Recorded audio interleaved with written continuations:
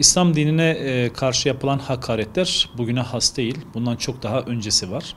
Özellikle akademik camia olsun, sanat camiası olsun ya da bilim camiası olsun, eğitim camiası olsun. Dönem dönem özellikle İslam dinine karşı, İslam dininin temel esaslarına ya da kutsallarına karşı bir hakaret furyası işletilmektedir.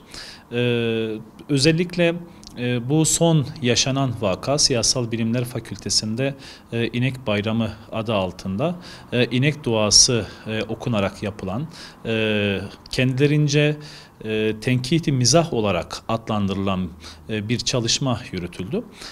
Bu çalışmada evet öğrenciler belki özgür bir şekilde fikirlerini beyan etmesinde bir beis yoktur. Üniversiteler özgürlüğün merkezleridir. Ancak hiçbir özgürlük bir başkasının inancını tahkir etmeye, aşağılamaya kapsayamaz. Kendilerini çağdaş, ilerici olarak gören bir kesimin İslam'ı ve Müslümanları gerici olarak atfederek, gerici, yobaz olarak görerek bunlara karşı hakaret yürütmesi asla kabul edilemez.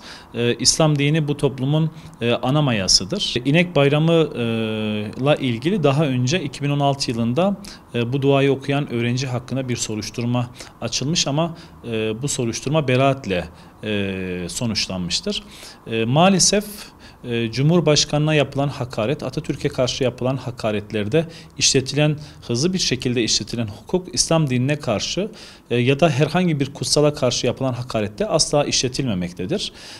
Bu bizim vicdanımızı yaralamaktadır. Aynı hassasiyetin gösterilmesi gerekmektedir. Üniversiteler ilmin ve bilimin yuvasıdır. Böyle kalmalıdır.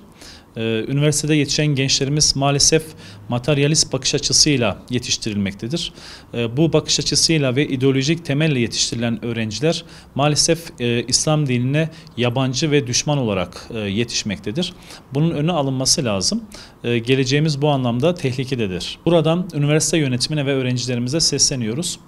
Evet, öğrencilerimiz özgür fikir ve düşüncelerini söyleyebilirler, tenkit edebilirler, mizah yapabilirler ama bu hiçbir zaman bir dinin kutsalına karşı hakarete varmamalıdır.